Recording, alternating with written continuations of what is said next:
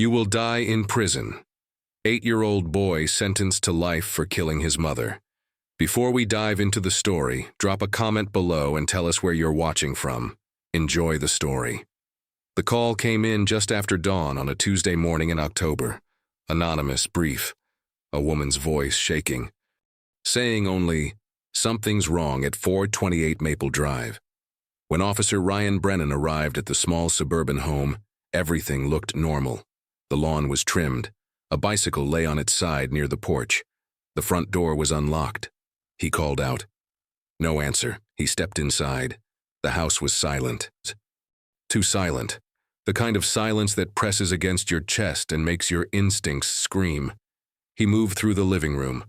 A mug of cold coffee sat on the table. A child's drawing was pinned to the refrigerator. He climbed the stairs slowly, his hand resting on his weapon. That's when he saw the bathroom door, closed, locked from the inside. He knocked. No response. He forced it open. Emily Weaver, 35 years old, lay crumpled on the tile floor. Her eyes were open. Blood pooled beneath her head. The shower curtain hung half-torn from its rod. A single handprint, small, child-sized, smeared across the edge of the sink. Brennan radioed for backup, his voice tight. Then he heard it. A sound, faint, coming from downstairs. He descended quickly, his heart pounding. In the living room, sitting cross-legged on the floor in front of the television, was a boy. 8 years old, small for his age, dark hair, pale skin, Benjamin Weaver. He was covered in blood, his hands, his shirt, even a streak across his cheek. But he wasn't crying. He wasn't shaking.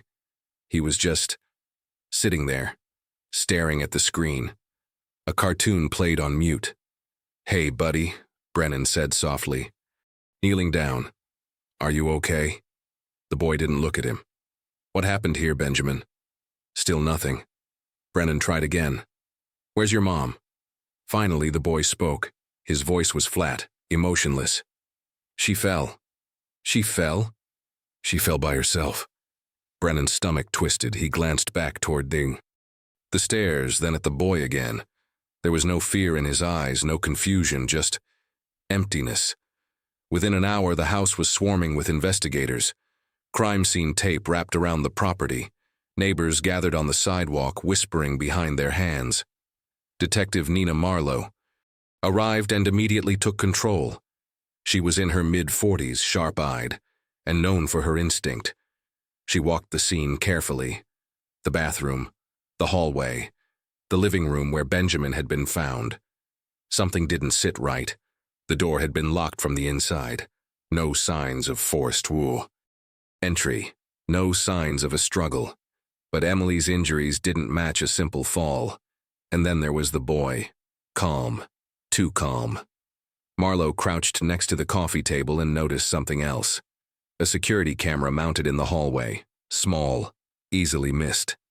She checked the device. It had been turned off, manually, hours before the incident. She looked back at Benjamin, now wrapped in a blanket, sitting silently in the back of an ambulance. How could a child be involved in something like this? And more importantly, who turned off that camera?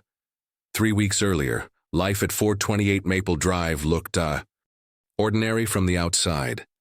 Emily Weaver worked the evening shift at St. Michael's Hospital. She was a nurse, competent, professional, always on time. Her co-workers described her as quiet but friendly. She kept to herself mostly, but she smiled when she needed to. At home, though, things were different. Benjamin had always been a quiet child. Teachers at Riverside Elementary said he was polite but withdrawn. He rarely played with other kids. During recess, he'd sit alone by the fence, drawing in a small notebook he carried everywhere. Emily tried. She really did. She'd make his favorite, make his meals, mac and cheese, chicken nuggets shaped like dinosaurs. She'd ask about his day, but Benjamin's answers were always short. 1 or 2 words, never more. "How was school?" "Fine." "Did you play with anyone?" "No." She'd sigh, kiss his forehead, and let it go. But there were moments, small, strange moments, that didn't fit. One evening, Emily came home early from work and found Benjamin standing in the hallway, just standing there, staring at the wall. "What are you doing, honey?" she asked, setting down her bag. He didn't turn around. Listening. Listening to what? The man. Emily's heart skipped. What man? Benjamin finally looked at her. His face was blank. The one who talks through the wall. She checked the wall. Nothing. No sounds. No neighbors on that side. Just the garage. She knelt down, forcing a smile. There's no man, sweetheart. It's just the house. Settling. Old houses make noises. He nodded. But he didn't look convinced. That night, Emily couldn't sleep. She lay in bed, staring at the ceiling, listening. The house was silent, but she couldn't shake the feeling that something was off. The next week, she found a letter. It was tucked under her mattress, folded into a tight square. She didn't remember putting it there. The handwriting was hers, but she didn't remember writing it either. It said, "If something happens, don't believe them." Her hands trembled as she read it again. And again. She tore it up, threw it away, tried to forget, but she couldn't. The tension in the house grew thicker. Emily started locking her bedroom door at night. She'd check the windows twice before bed. She began noticing things, small things. A chair moved, a drawer left open, the faint smell of cologne in the hallway, even though no one had been there. Benjamin noticed too. He stopped talking altogether for days at a time. He'd sit in his room with the door closed, whispering to himself. Emily would press her ear to the door, trying to hear. Once, she heard him say, "I won't tell. I promise." She opened the door quickly. "Tell what, Benjamin?" He looked up from his drawings. His eyes were hollow. "Nothing, Mom." She wanted to push, to demand answers, but something stopped her. Maybe it was fear, maybe it was exhaustion, or maybe deep down she already knew the answer and couldn't face it. The neighbors noticed too, Mrs. Callahan from Next. Deuter mentioned it once while getting the mail. "Everything okay over there, Emily?" "Of course, why?" "I don't know, just feels quiet, you know, too quiet." Emily forced a smile. "We're fine, just busy." But they weren't fine, and everyone knew it.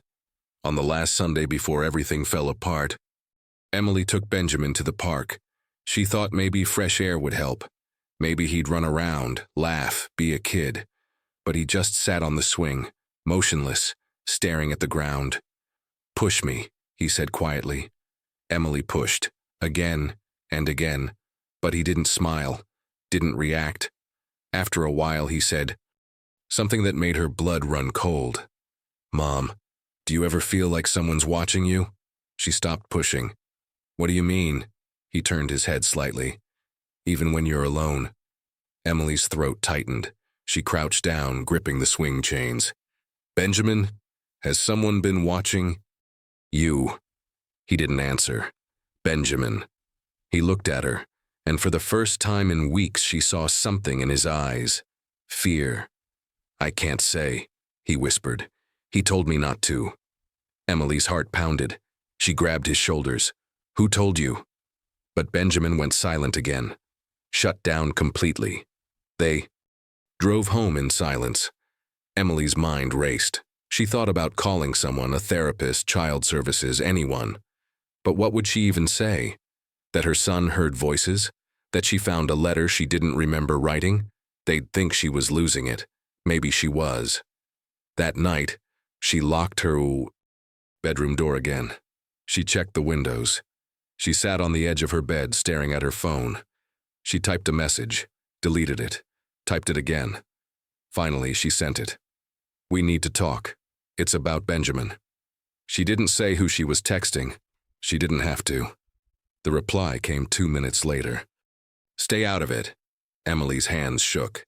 She turned off her phone, pulled the covers over her head, and prayed the morning would come quickly. But deep down, she knew. Something terrible was already in motion. Detective Nina Marlowe had been with the department for 18 years. She'd seen overdoses, domestic violence, suicide staged as accidents. She'd learned to trust her gut before she trusted a report. And right now, Her gut was screaming. She stood in the Weaver bathroom, staring at the scene. Emily's body had been removed hours ago, but the blood remained. Dark, dried. The shower curtain still hung at an odd angle, torn halfway down. Doesn't make sense, she muttered. Officer Brennan stood in the doorway. What doesn't? Marlowe pointed to the floor. Look at the pattern. Blood pooled here, under her head. But there's no spatter on the walls. No defensive wounds on her hands. If she slipped and hit her head that hard, there'd be signs of impact. Bruising on her arms, scraped knees, something. Maybe she passed out first? Then why is the shower curtain torn? That suggests she grabbed it on the way down. But if she grabbed it, she was conscious, and if conscious, she would have tried to catch herself.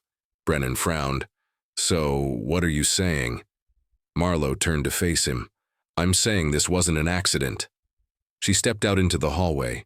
Crime scene techs were dusting for prints, snapping photos, bagging evidence. Everything by the book. But Marlowe couldn't shake the feeling they were missing something. She walked downstairs to the living room. The coffee mug was still on the table, cold. A half-eaten bowl of cereal sat on the kitchen counter. A child's jacket hung on the back of a chair. Normal. Too normal. Her phone buzzed. It was her captain. Marlowe, where are we on this? Still processing the scene. I need a statement by tonight. The press is already circling. Marlowe clenched her jaw. It's been 6 hours, Captain. I know. But this is a kid, Nina. An 8-year-old covered in his mother's blood. People want answers. Then tell them to wait. I'm not rushing this. There was a pause. The DA's office is pushing. Garrett Doyle wants this wrapped up fast. Of course he does, Marlowe thought. Garrett Doyle, the Golden Boy prosecutor, always hungry for the next big case, the next headline. Tell Doyle to back off, she said flatly. This is my investigation. Just keep me updated. The line went dead. Marlowe exhaled slowly. She hated politics, hated the pressure to close cases quickly just to satisfy the public. Justice didn't work on a deadline. She turned and saw one of the techs waving her. Over. He was crouched near the bathroom door frame. Detective, you're gonna want to see this. She walked over. He pointed to the wood. No adult prints on the door handle. Just the boys. Marlowe's pulse quickened. What about inside the bathroom? Same, only small prints, nothing from the victim. Either, except on the sink and the toilet. That's impossible, Brennan said, stepping closer. If she locked the door from the inside, her prints should be on the lock. The tech shook his head. They're not. It's been wiped. Marlowe felt the pieces shift in her mind. Someone cleaned the scene. Selectively, carefully. What about the boys' clothes? She asked. Bagged and sent to the lab, but there's a lot of blood. Transfer patterns suggest he touched her after she was already down. After, Marlowe repeated. Not during. The tech nodded. She looked back toward the stairs. Benjamin had been sitting downstairs when they found him. Calm, quiet, covered in blood.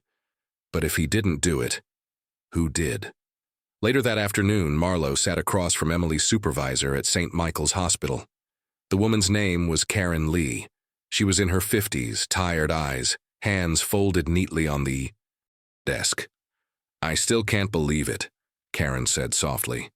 Emily was one of our best. How long did she work here? Almost 6 years. Never missed a shift. Never caused problems. Marlowe pulled out her notepad. What was she like? Personally. Karen hesitated. Quiet, professional. She didn't socialize much with the other nurses, kept to herself. Any issues, arguments, complaints? Karen glanced away. There was one thing. Marlowe leaned forward. What? About 4 months ago, another nurse, Jessica, filed a complaint. She said Emily had been accessing patient files she wasn't assigned to. What kind of files? Psychiatric cases, trauma victims. It was flagged by IT, but Emily claimed it was a mistake. She said she clicked the wrong tab. And? Administration let it slide. Emily was too valuable to lose. Marlowe made a note. Do you have Jessica's contact info? I'll get it for you. Karen paused, then added quietly. There's something else. A few weeks ago, Emily asked for a change in her schedule. She wanted to work day shifts instead of evenings. Said she needed to be home more. Did she say why? No. But she seemed scared. Marlowe looked up. Scared of what? Karen shook her head.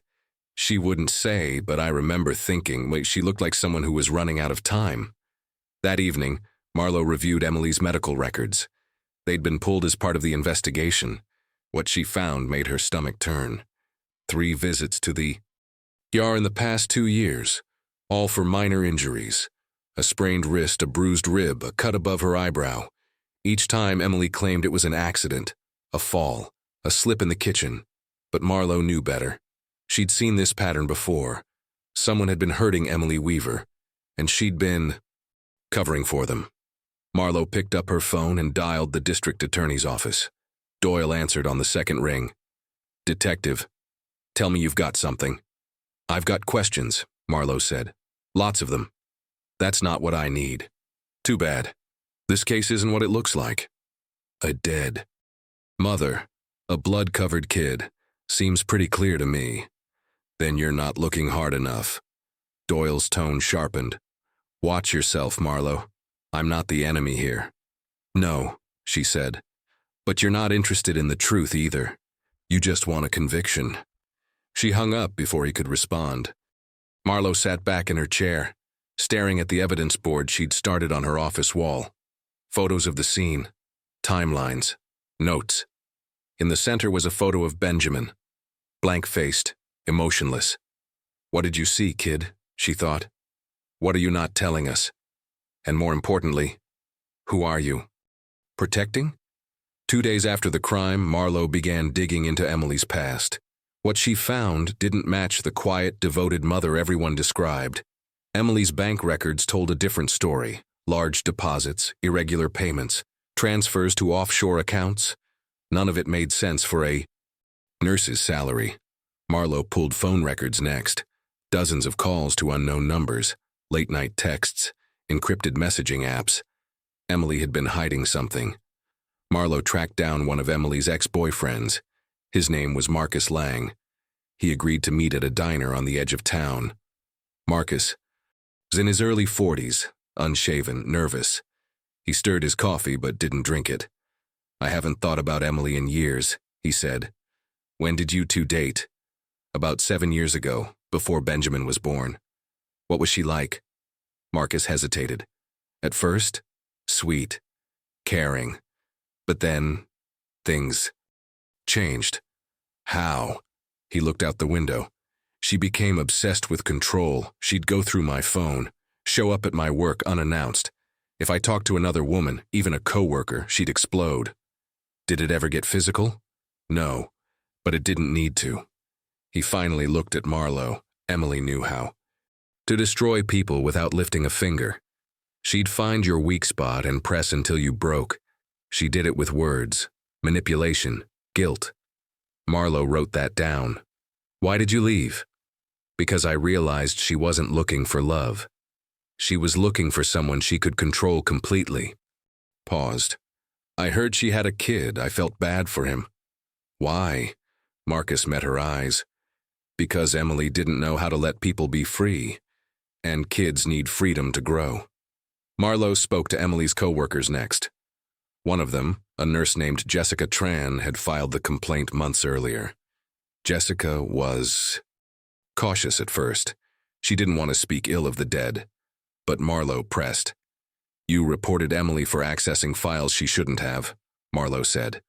What was she looking for? Jessica sighed. Patients with trauma histories, abuse survivors, people who'd been through hell. Why would she want those records? I don't know, but it creeped me out. It felt like she was studying them. Studying them for what? Jessica shook her head. I never figured it out, but I saw her taking notes once. Personal notes, not medical charts. Marlowe's mind raced. Do you still have access to those? Files? Technically, yes, but I could lose my license. This is a homicide investigation, Marlowe said firmly. I need to see what she was looking at. Jessica hesitated, then nodded. Late that night, Marlowe sat in her office reviewing the files Emily had accessed. All of them had one thing in common. They were cases involving childhood trauma, specifically children who'd witnessed or experienced abuse and developed dissociative symptoms. Marlowe's blood ran cold. Emily had been researching how trauma affects children, how they react, how they shut down, how they protect themselves by forgetting or pretending. Was Emily trying to understand her own son, or was she planning something darker? Marlowe opened another file, an old email thread between Emily and an unknown sender. The messages were vague but unsettling. He's getting worse. I don't know how much longer I can keep this up. You made your choice. Live with it. If you come near him again, I'll tell them everything. You won't. The final message was dated 2 days before Emily's death. This ends now. Marlowe leaned back, her mind spinning. Emily wasn't just a victim. She was part of something much bigger, and someone wanted her silenced. Benjamin Weaver sat in a small room at the county's Child Advocacy Center. The walls were painted soft blue. There were toys in the corner, a stuffed bear on the chair. It was designed to feel safe. But Benjamin didn't look at any of it. Dr. Elias Wren sat across from him. He was a forensic psychologist, late 50s, with kind eyes and a calm voice. He'd interviewed hundreds of children. He knew how to read silence, and Benjamin's silence was deafening. Hey, Benjamin, Dr. Wren said gently. My name's Elias. You can call me that if you want. I'm here to talk. Not to get you in trouble, just to understand, okay? Benjamin didn't respond. He stared at the table. Can I get you anything? Water? A snack? Nothing. Dr. Wren tried a different approach. I heard you like to draw. Is that true? Finally, Benjamin's eyes flickered, just slightly. Dr. Wren slid a piece of paper and some crayons across the table. Would you like to draw something for me? Benjamin looked at the paper for a long moment. Then slowly he picked up a black crayon. He began to draw. Dr. Wren watched carefully. The boy's hand moved with eerie precision. No hesitation. No second-guessing. When he finished, Dr. Wren leaned forward. The drawing showed a house, a door, and behind the door, a shadow. Tall, formless, looming. That's a great drawing, Dr. Wren said softly. Can you tell me about it? Benjamin stared at the page. That's the man. What man? The man who, talks to Mommy through the wall. Dr. Wren kept his tone steady. Does this man have a name? Benjamin shook his head. Have you seen him before? Only his shadow. Where did you see it? Benjamin pointed to the door in the drawing. He stands there, at night, when Mommy thinks I'm asleep. Dr. Wren felt a chill. And what does he say to her? I don't know. She closes the door, but I can hear her crying after. Dr. Wren made a note. Benjamin, do you know what happened to your mom? The boy's hand tightened around the crayon. His breathing quickened. She fell, he whispered. How did she fall? I don't know. I wasn't there. But you were in the house. I was downstairs. Did you hear anything? Benjamin's eyes filled with something, fear, maybe, or confusion. I heard her scream, just once, then nothing. What did you do?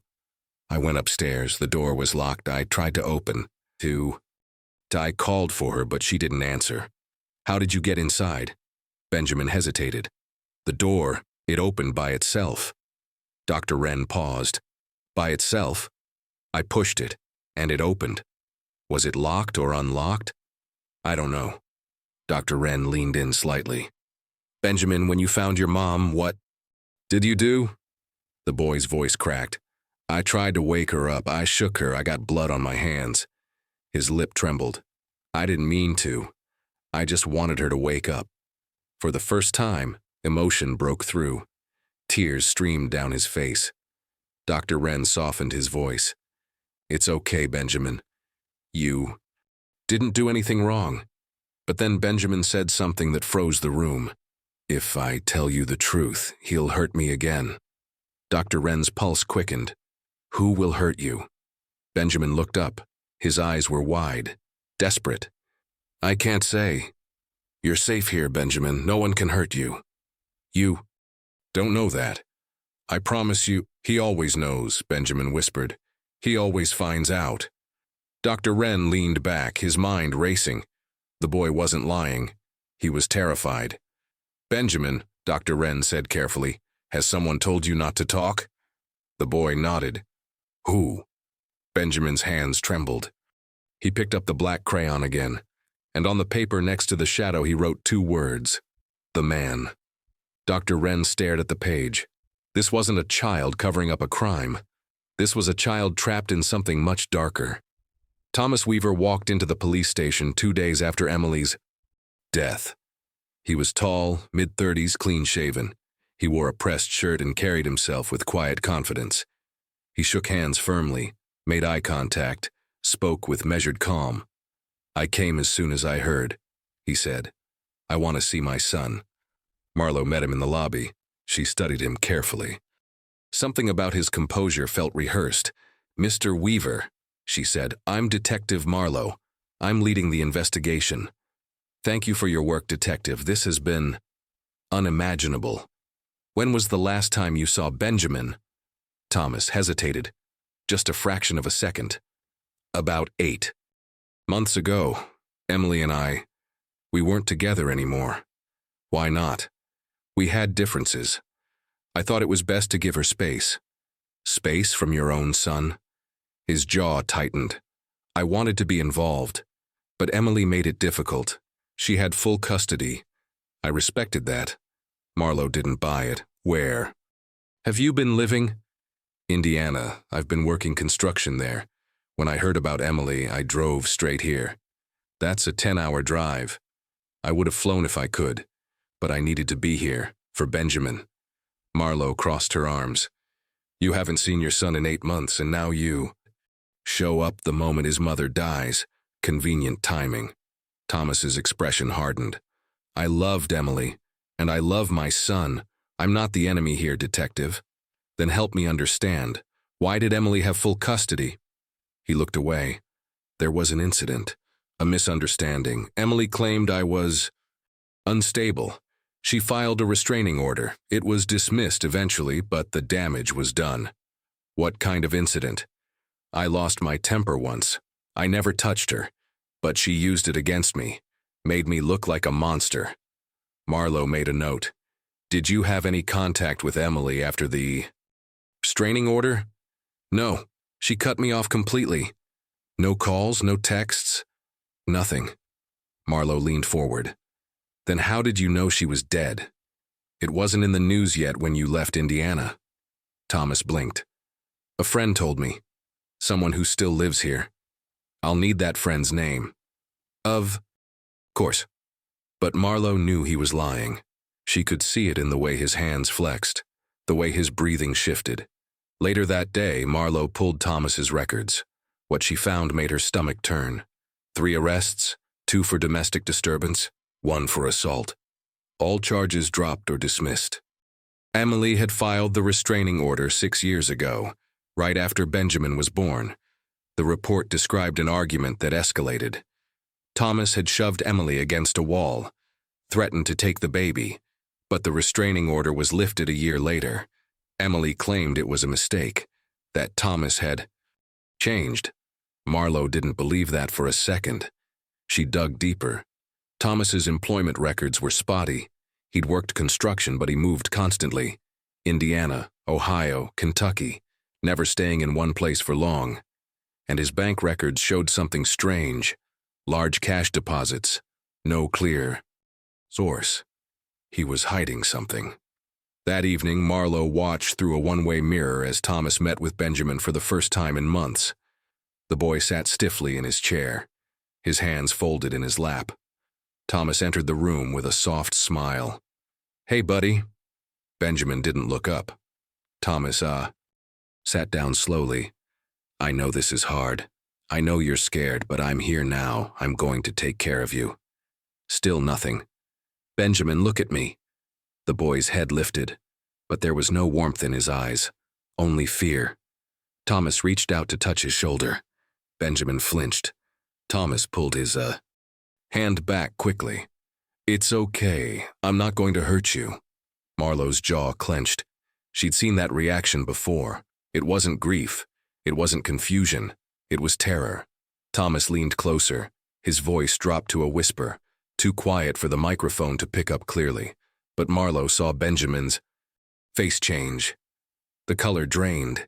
His breathing quickened, and then, almost imperceptibly, the boy nodded. Thomas stood up. I'll see you soon, Benjamin, I promise. He left the room. Marlowe stepped into the hallway and intercepted him. What did you just say to him? Thomas looked surprised. I told him I'd protect him. That's not what it looked like. I don't know what you think you saw, detective, but I'm his father. I have every right to speak to my son. Not if you're intimidating him. Thomas's expression darkened. Be very careful, detective. I'm not the one you should be. Investigating. He walked away. Marlowe stood there, her pulse pounding. She returned to the observation room. Benjamin was still sitting in the chair, staring at nothing. She opened the door and stepped inside. Benjamin, she said gently, what did your father say to you? The boy's voice was barely a whisper.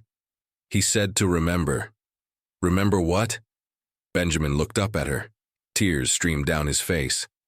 That he always keeps his promises. 3 days into the investigation, a break came, or at least, that's what Captain Hayes called it. Marlowe sat in the briefing room, arms crossed, as a uniformed officer presented the new lead. We ran backgrounds on everyone connected to the property, the officer said. Turns out there was a tenant living in the basement 6 months ago, guy named Kyle Brenner. He's got a record. Marlowe's eyes narrowed. What kind of record? Assault. Breaking and entering. Probation violation. He was evicted by Emily Weaver after he fell behind on rent. There was an argument. Neighbors reported shouting. Captain Hayes leaned forward. Do we know where he is now? Last known address is a motel on Route 9. We can pick him up today. Marlowe felt uneasy. Why are we just hearing about this now? The officer hesitated. The rental agreement was under the table. No formal lease.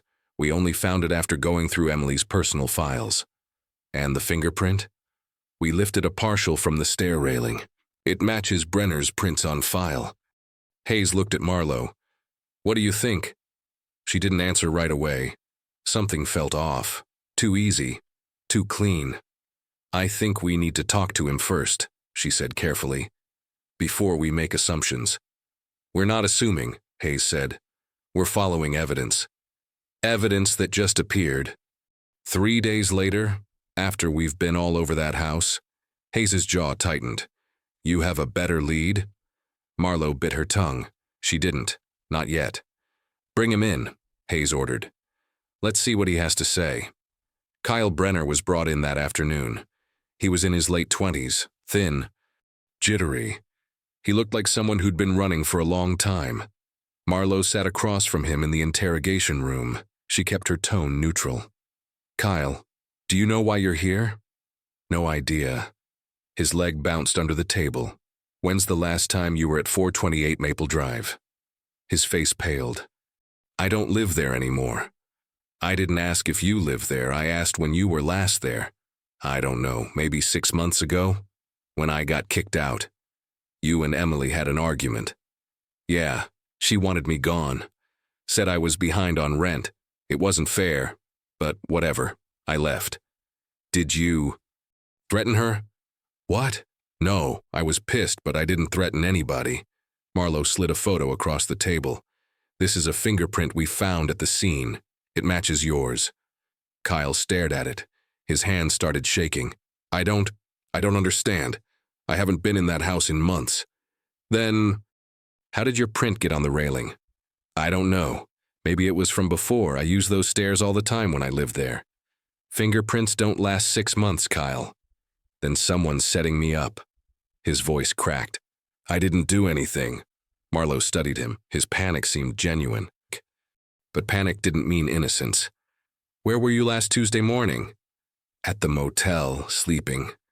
Anyone who can confirm that? He hesitated. No, I was alone. Marlowe leaned back. That's not good for you, Kyle. I'm telling the truth. She let the silence sit. Then she asked quietly, Did you know Emily had a son? Kyle's expression shifted. Yeah, I saw him a couple times. Quiet kid, kinda creepy, honestly. Creepy how? Just the way he stared. Like he was watching you, analyzing. Did you ever interact with him? Not really. Emily kept him away from me. Why? Kyle shrugged. I don't know, maybe she didn't trust me, or maybe she didn't trust him. Marlowe's instincts flared. What does that mean? I heard them arguing once, Emily and the kid. She was yelling at him about something he did. He didn't say anything back, just stood there. It freaked me out. What was the argument about?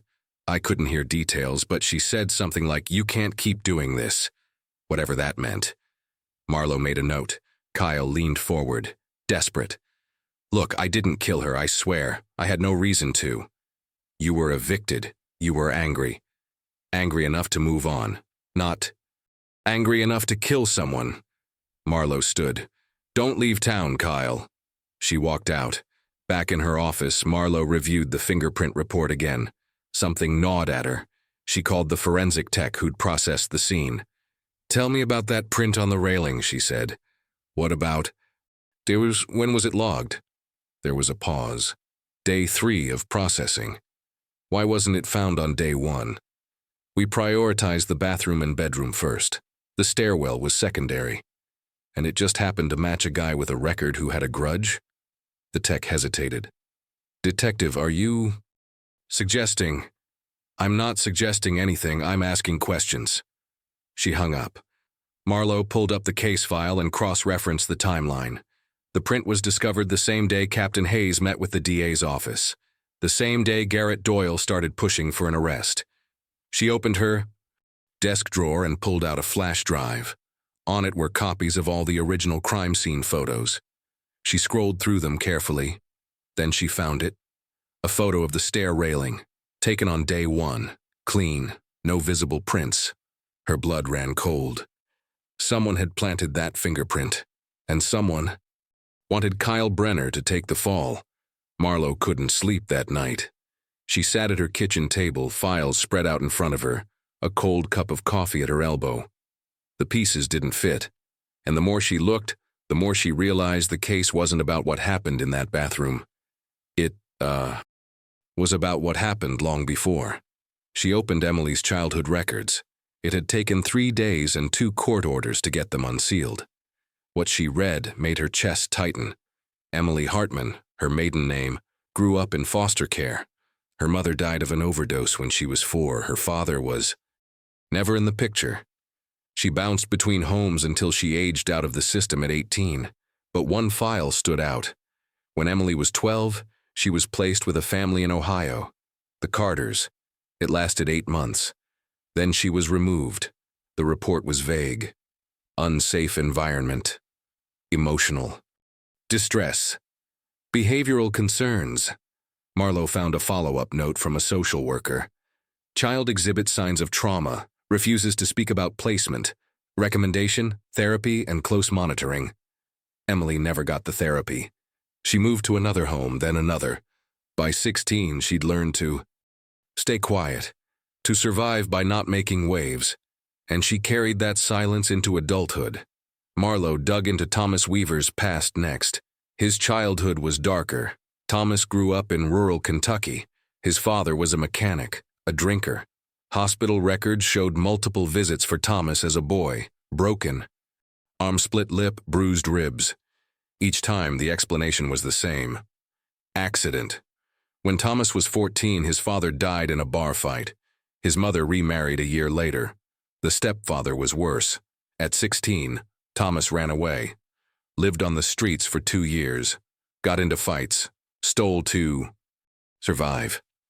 Eventually, he joined a labor crew and worked his way into construction. But the violence never left him. Marlowe found police reports from his 20s, bar brawls, domestic disturbances with ex-girlfriends, restraining orders filed and dropped. He knew how to intimidate, how to control, how to make people afraid to speak. And then he met Emily. Marlowe found their connection buried in an old police report. 7 years ago, Emily had called 911. She was at a gas station crying, claiming a man had followed her from work. The responding officer found Thomas in the parking lot. He claimed he was just trying to talk to her. Emily didn't press charges. 2 months later, they were dating. Marlowe read through text messages recovered from an old phone backup. Early on, Thomas was charming, attentive. He called Emily beautiful, told her she deserved better. But the tone shifted. "Why didn't you answer? I called 6 times. Who were you with? You don't need to work late. I'll take care of you." And then later, "If you leave me, you'll regret it." Emily tried to end it multiple times, but Thomas always found a way back. Apologies, promises, gifts. And then Emily got pregnant. The messages stopped after that. For 2 years, there was silence. Then came the restraining order. But even that didn't last. Marlowe found a journal buried in Emily's belongings. It had been missed during the initial sweep. The handwriting was shaky, desperate. One entry, dated 4 months before her death, read, "He's back. I don't know how he found us. I thought we were safe, but he always finds a way. I can't keep running. Benjamin is starting to notice. He asks why I lock the doors, why I check the windows. I don't know what to tell him." Another entry, 2 weeks later. "Thomas says he just wants to see Benjamin, but I know better. He doesn't want to be a father. He wants control. He wants me to remember what he's capable of, and he's using Benjamin to do it." The final entry was dated 3 days before Emily died. "I found something. Proof. If I give it to the right people, he'll go away forever. But if he finds out, I don't know what he'll do. I have to protect Benjamin, even if it costs me everything." Marlowe closed the journal, her hands trembling. Emily had been planning to expose Thomas, and Thomas knew. The next morning, Marlowe requested a meeting with Dr. Wren. "I need to understand something," she said. "If a child grows up in an environment where violence is normalized, where fear is constant, what does that do to them?" Dr. Wren leaned back in his chair. "It rewires their brain. They learn that the world is unsafe, that adults can't be trusted. They develop hypervigilance, dissociation. Sometimes they stop feeling altogether. Could a child like that be manipulated into protecting an abuser? Absolutely, especially if the abuser is a parent. Children are wired to seek approval from their caregivers, even when those caregivers are harmful. What if the child witnessed something traumatic? Could they block it out? Yes. It's called traumatic amnesia. The mind protects itself by burying memories that are too painful to process." Marlowe hesitated. Could someone exploit that? Use a child's trauma to cover their own crimes? Dr. Wren's expression darkened. "It's more common than you think." Marlowe stood. She felt the weight of it now. The full picture. Benjamin wasn't a killer. He was a victim. And Thomas Weaver had spent years making sure no one would believe him. Garrett Doyle stood in front of the press. Microphone in hand, cameras flashing. He wore a navy suit. His hair was perfectly styled. His expression was grave but confident. "Today we are moving forward with formal charges in the death of Emily Weaver," he announced. "After a thorough investigation, we believe there is sufficient evidence to proceed." A reporter shouted from the crowd, "Are you charging the child?" Doyle paused for effect. "Benjamin Weaver will be charged as an adult. This is not a decision we made lightly, but the evidence is clear. Justice must be served regardless of age." Marlowe watched the press conference from her office, her jaw clenched so tight it ached. Captain Hayes stood behind her. "He didn't consult you." "No," Marlowe said flatly. "He didn't. He's grandstanding. He's destroying a child." Hayes sighed. Nina, I know you have doubts, but Doyle has the authority to move forward, and the public wants answers. Marlowe spun around. The public wants a monster. They don't care about the truth. Then give them the truth. Find something solid. I'm trying, but every time I get close, someone moves the pieces. Hayes's expression hardened. Be careful what you're implying. I'm not implying anything. I'm saying it outright. This case is being manipulated. By who? Marlowe didn't answer. She couldn't. Not yet. That afternoon, Mara Kessler stormed into Marlowe's office. Mara was a public defender in her mid-40s, sharp-tongued and relentless. She'd been assigned to Benjamin's case. The day charges were filed. Tell me you have something, Mara said, slamming a folder on the desk. Because right now they're going to crucify this kid. Marlowe looked up. I have suspicions, not proof. Suspicions won't save him. Doyle is moving fast. The arraignment is in 2 days. If I don't have something to work with, Benjamin's going to be tried as an adult for murder. He didn't do it. I know that. You know that. But the system doesn't care. They have a blood-covered 8-year-old and a dead mother. That's all the jury will see. Marlowe leaned back. What do you need from me? Everything. Inconsistencies, timeline gaps, witnesses who didn't make it into the report, anything that creates reasonable doubt. Marlowe pulled out her personal files, the ones she hadn't submitted officially. There's a planted fingerprint, a missing recording from the security camera, and a father with a history of violence who conveniently showed up right after the murder. Mara's eyes widened. Why isn't this in the official file? Because someone doesn't want it to be. Who? Marlowe hesitated. I don't know yet, but I'm going to find out. Mara grabbed the files. I'll use what I can. But Nina, if you're right and someone's covering this up, you're putting yourself in danger. I don't care. You should. Outside the courthouse, protesters gathered. On one side, signs read, Justice for Emily. No mercy for killers. On the other, he's just a child. Innocent until proven guilty. The divide was sharp, bitter. Cameras captured every angry face, every shouted slogan. Inside, Benjamin sat in a small holding room. He wore an oversized jumpsuit. His wrists were cuffed, though the cuffs were too big and kept sliding down. Mara sat beside him. Benjamin, do you understand what's happening? He nodded slowly. You're going to see a judge. He's going to read charges against you. You don't have to say anything. I'll do the talking, okay? Okay. Is there anything you want to tell me? Anything at all? Benjamin stared at his hands. Will my dad be there? Mara's chest tightened. I don't know. Do you want him to be? Benjamin's voice was barely a whisper. No. Why not? He didn't answer. Benjamin, if you're afraid of your father, you need to tell me. I can protect you. He looked up at her, his eyes hollow. You can't protect me from him. Nobody. Can. Before Mara could respond, a guard knocked on the door. Time to go. The courtroom was packed. Thomas Weaver sat in the front row, dressed in a dark suit, hands folded. He looked like a grieving father.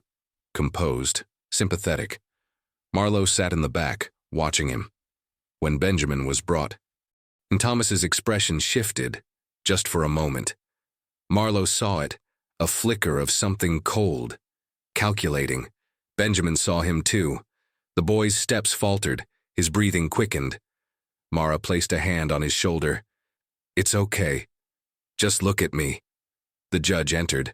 The room fell silent. Garrett. Doyle stood and read the charges. Murder in the 2nd degree. Evidence tampering, obstruction of justice. Mara objected immediately. Your Honor, my client is 8 years old. Trying him as an adult is unconscionable. He should be evaluated, not prosecuted. Doyle fired back. Age does not exempt accountability. The evidence shows premeditation. This was not an accident. There is no evidence of premeditation. Mara's voice rose. What you have is a traumatized child found at a crime scene. That is not the same as guilt. The judge raised a hand. Enough. I'll hear arguments at the preliminary hearing.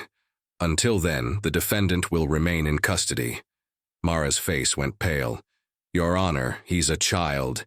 He should be in a youth facility, not— My decision is final. The gavel struck. Benjamin was led away. Marlo watched as Thomas stood and walked toward the exit. She followed him into the hallway. Mr. Weaver. He turned, his expression neutral. Detective, you got what you wanted. I don't know what you mean. Your son's in custody. You have control again. Thomas's jaw tightened. I'm trying to protect him. From who? You? His eyes darkened. Be careful. Detective, you're making accusations you can't prove. Not yet. He leaned in slightly, his voice dropping. You have no idea what you're dealing with. Then enlighten me. Thomas smiled. It didn't reach his eyes. You'll figure it out, eventually. He walked away. Marlo stood there, her pulse pounding. She pulled out her phone and texted Mara. We need to talk tonight, I found something. Marlo met Mara at a diner outside of town. Late, quiet, away from listening ears. Mara slid into the booth, exhausted. This better be good. I've been up for 30 hours. Marlo pushed a folder across the table. It is. Inside was a report, dated 9 months earlier, from Benjamin's elementary school. Mara scanned it quickly. Her eyes widened. What is this? A referral from the school counselor. Benjamin had been seeing him twice a week for behavioral concerns. What kind of concerns? Marlo leaned forward. Drawings, disturbing ones. Figures with no faces. Dark shadows. He described hearing voices at home. He said there was a man who came at night and talked to his mother. Mara flipped through the pages. Did the counselor report this? He tried. He contacted Child Protective Services, filed a report recommending an investigation. And it was closed within a week, marked as unfounded. Mara's face hardened. Why? Because someone intervened, someone with influence. Marlo pulled out another document. Thomas Weaver filed a formal complaint against the counselor. Accused him of overstepping, harassing the family, making false claims. Did it work? The counselor was reassigned to another school. The report was buried, and no one ever followed up with Benjamin. Mara sat back, her hands shaking. So Thomas silenced him. Exactly, and now that counselor is willing to testify. I tracked him down yesterday. His name is David Brennan. He kept copies of everything. Notes, drawings, recordings of his sessions with Benjamin. Recordings? Audio only. But they're clear. Benjamin describes being afraid at home. He talks about his father coming back. About his mother crying. About wanting to disappear. Mara's voice cracked. This changes everything. It should. But Doyle won't use it. He's already built his narrative. A counselor coming forward now makes him look incompetent. Then we go over his head. To who? The judge? The press? They're all invested in this story. The dangerous child, the tragic mother it sells.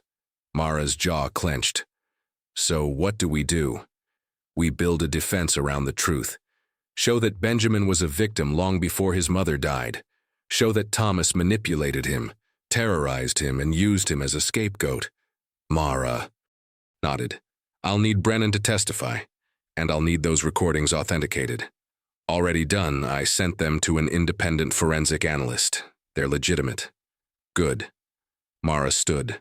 I'm filing a motion first thing in the morning. Motion to dismiss based on new evidence. Doyle will fight. Let him. I'm not backing down. The next morning, David Brennan sat in Marlo's office. He was in his early 50s, graying hair, nervous hands. He'd been a school counselor for 20 years. This case haunted him. I should have done more, he said quietly. I knew something was wrong. I could see it in Benjamin's eyes. You did what you could, Marlo said. You filed the report. And it went nowhere. I was told to drop it, that I was overreacting, but I wasn't. He looked up at her. That boy was terrified, and no one listened. What did he tell you? Brennan pulled out a worn notebook. He talked about nightmares, about hearing his mother scream, about hiding in his closet because he was afraid someone would find him. Did he say who? Not directly, but he drew the same figure over and over, tall, dark, looming. He called it the Shadow Man. Marlowe leaned forward. Did he ever say the Shadow Man was his father? Brennan hesitated. Not in those words, but once he said something that stuck with me. What? He said, the Shadow Man sounds like Daddy, but Mommy says Daddy's gone, so it can't be him. Marlowe's blood ran cold. Emily was lying to him. Or trying to protect him. Maybe she thought if Benjamin believed his father was gone, he'd feel safer. But Thomas never left. He was always watching. Brennan nodded. I believe Thomas was in and out of that house long before Emily died. And Benjamin knew, but he was too afraid to say it. Marlowe made a note. Would you be willing to testify? Yes, absolutely. Even if it means putting yourself in the spotlight, the media will tear you apart. They'll call you a liar, a failure. Brennan's voice was firm. I don't care. That boy deserves someone in his corner. And if it's going to be me, then so be it. That afternoon, Mara filed the motion. Within an hour, Garrett Doyle called her directly. What the hell are you doing, Kessler? My job, defending my client. By dredging up a dismissed CPS report? That's desperate. It's relevant, and you know it. It's hearsay, a counselor, with a grudge making assumptions based on drawings. It's testimony from a licensed professional who tried to protect a child, and you buried it. Doyle's tone sharpened. I didn't bury anything.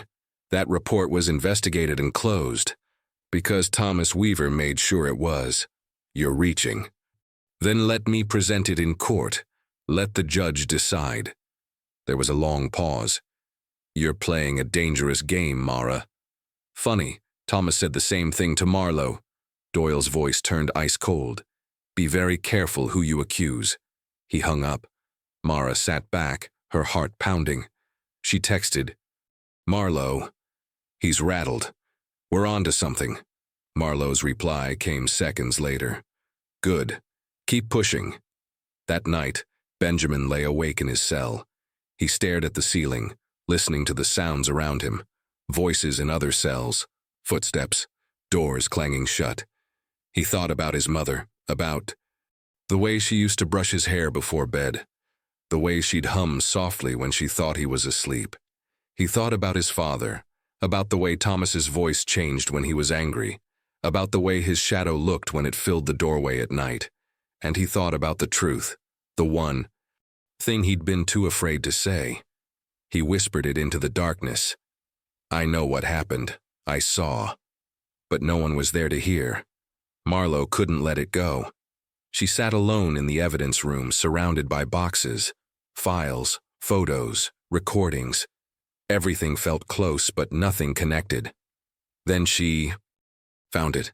A security camera log from the neighbor's house. Overlooked. Never requested. She called the neighbor, Mrs. Callahan, and drove over immediately. I didn't think it mattered, Mrs. Callahan said, handing over a small SD card. The camera only faces my driveway, but it catches the side of Emily's house too. Marlowe loaded the footage on her laptop. She scrolled to the night before Emily's death. At 11:47 p.m., a figure appeared, tall, male, walking toward Emily's back door. The angle was poor, but the build was unmistakable. Thomas Weaver. Marlowe's hands trembled. He'd said he was out of town, but here he was, at the house, hours before Emily died. She kept watching. At 12:03 a.m., Emily's kitchen light turned on. Shadows moved behind the curtain. Two figures, arguing. At 12:22 a.m., the light went off. At 12:35 a.m., Thomas left, quickly, looking over his shoulder. Marlowe rewound. Watched again and again. This was it. Thomas had lied. He was there. And now she had proof. She called Mara immediately. I found him. He was at the house the night before. I have video. Mara's voice shook with adrenaline. Send it to me. Now. Marlo hesitated. If I submit this officially, it'll get buried. Someone's protecting him. Then we go around them. I'll present it directly to the judge. Mara, this could end your career. I don't care. Send it. Marlo hit send. For the first time in days, she felt something she hadn't felt before. Hope. Marlo couldn't let it go. She sat alone in the evidence room, surrounded by boxes, files, photos, recordings. Everything felt close, but nothing connected. Then she found it. A security camera log from the neighbor's house. Overlooked. Never requested. She called the neighbor, Mrs. Callahan, and drove over immediately. I think it mattered, Mrs. Callahan said, handing over a small SD card. The camera only faces my driveway, but it catches the side of Emily's house too. Marlo loaded the footage on her laptop. She scrolled to the night before Emily's death. At 11:47 p.m., a figure appeared. Tall, male, walking toward Emily's back door. The angle was poor, but the build was unmistakable. Thomas Weaver.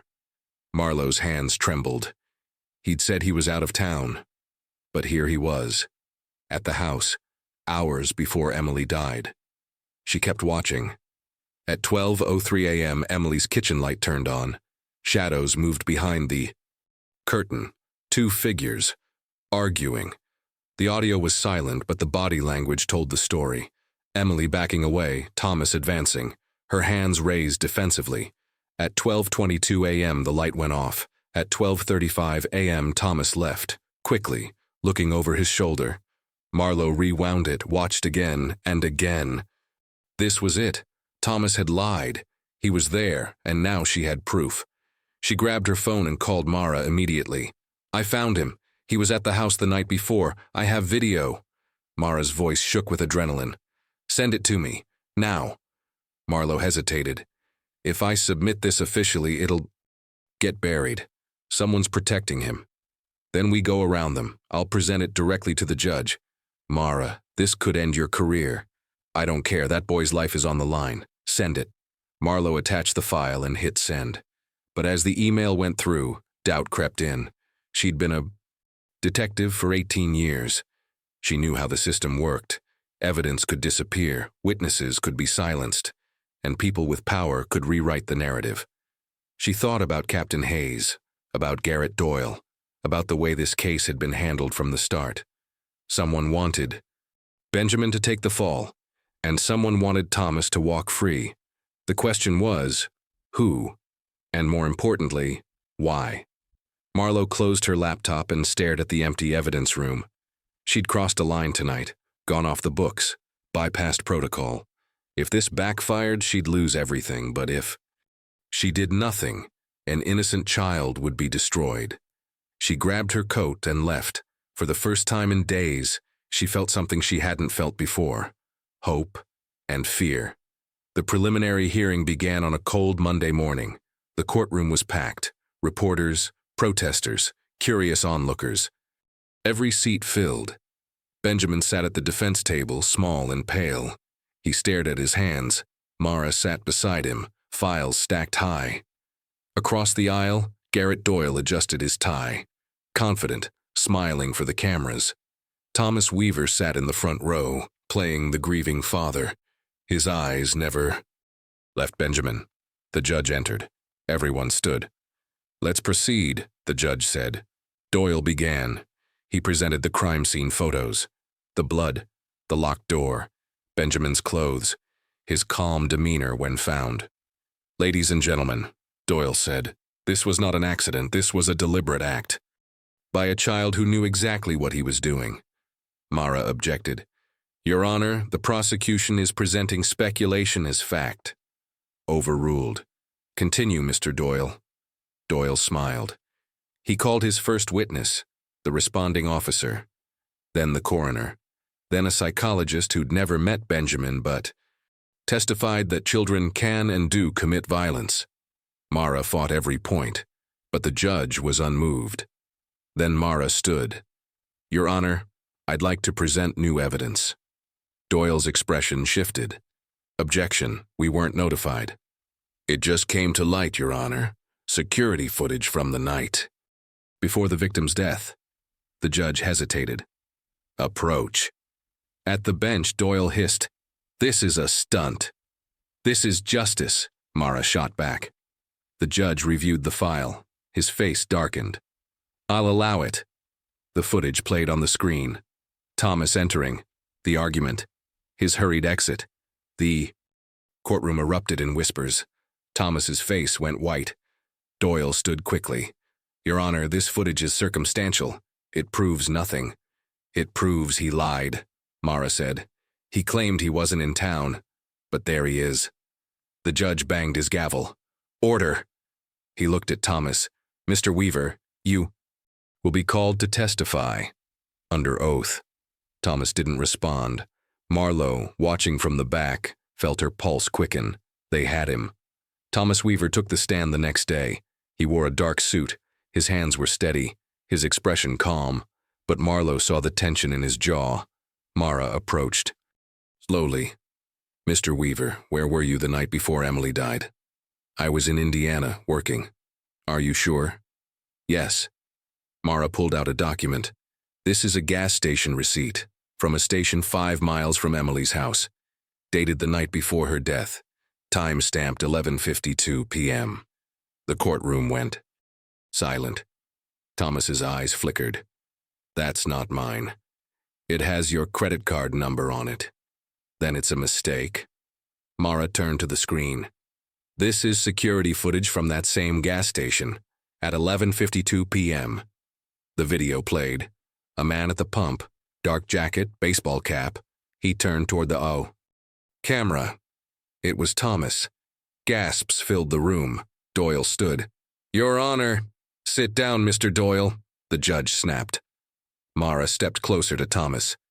"You lied under oath. You were in town. You were at Emily's house. What were you doing there?" Thomas's composure cracked. "I just wanted to talk to her." "About what?" "About Benjamin, about custody." "And she refused." "She was being unreasonable. So you got angry?" "No, I left." "Did you?" Thomas's voice rose. "I didn't touch her." "Then why lie? Why say you weren't there?" He didn't answer. Mara leaned in. "Because you knew what happened, and you needed someone else to take the blame." "That's not true." "Then tell us the truth, Mr. Weaver. What happened that night?" Thomas's hands shook. His face turned red. I can't." "You can't, or you won't." The judge intervened. "Mr. Weaver, answer the question." Thomas looked at Benjamin, then back at Mara. His voice was barely a whisper.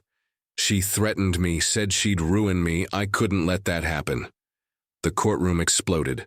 Marlowe closed her eyes. It was over. The courtroom was in chaos. The judge called for recess. Marlowe slipped out and drove straight to Emily's house. It was still sealed. She had the key. She walked through the empty rooms. Something Emily had said in her journal kept replaying in her mind. "I found something. Proof. But what? And where?" Marlowe went upstairs. Benjamin's room. Small, spare, a bed, a desk, drawings pinned to the wall. She looked closer. Most were dark. Shadows, doors, figures, but one drawing was different. A box, hidden behind a wall. Marlowe's pulse quickened. She examined the walls. Knocked. Listened. Behind the closet, a panel sounded hollow. She pried it loose. Inside was a small metal box. She opened it. A flash. Drive. Her hands trembled as she plugged it into her laptop. Audio files, dozens of them. She clicked the first one, Emily's voice, shaking.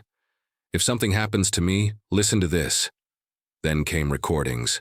Emily and Thomas arguing, him threatening her crying. Benjamin's small voice in the background, pleading for them to stop. One file was labeled Final. Marlowe played it. Emily's voice.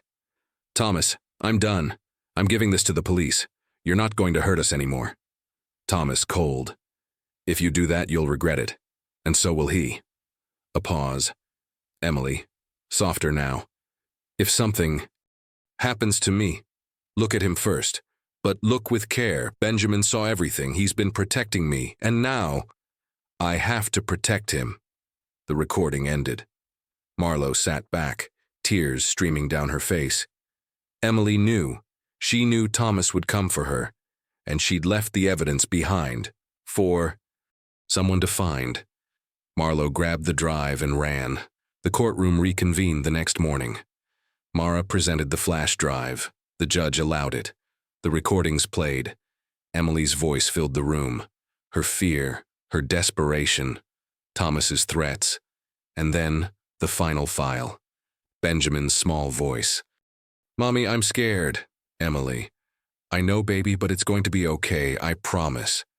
The courtroom was silent. Some jurors were crying. Mara stood. "Your Honor, the truth is clear. Thomas Weaver manipulated his son for years. He used fear and control to keep both Emily and Benjamin silent. On the night of Emily's death, he returned. They argued, and when Emily threatened to expose him, he killed her." Doyle objected weakly. "There's no proof he was in the house when she died." "Benjamin was," Mara said quietly. She turned to the boy. "Benjamin, can you tell us what you saw?" Benjamin looked up. His eyes were red, tired. He spoke softly. "I heard them fighting. I hid in the closet. I heard Mommy scream. I heard the door slam. And then, silence. What did you do?" "I came out. I saw her on the floor. I tried to wake her up, but she wouldn't move." His voice cracked. "Daddy told me if I said anything, he'd hurt me too, so I stayed quiet." The room erupted. Thomas stood shouting, "He's lying!" 2 officers restrained him. The judge banged his gavel. "Thomas Weaver, you are under arrest for the murder of Emily Weaver." Thomas was dragged out, still screaming. Benjamin collapsed into Mara's arms, sobbing. 3 months later, Benjamin was placed in a psychiatric facility, not as punishment, as healing. Dr. Wren visited him weekly. Slowly, carefully, Benjamin began to speak, to remember, to process. Marlo visited once. She brought him a sketchbook. "For the good drawings," she said. Benjamin smiled. Small, fragile, but real. Thomas Weaver was convicted. Life without parole. Garrett Doyle resigned quietly. No press conference this time. Marlo stood outside the courthouse watching the sun set. Justice had been served, but she knew the truth. The system had failed. Benjamin long before that night, and it had almost destroyed him. She thought about all the other children, the ones still waiting, still silent. She pulled out her phone and texted Mara. "Let's make sure this never happens again." Mara replied immediately. "Agreed." Marlo walked to her car. The fight wasn't over, but today they'd won.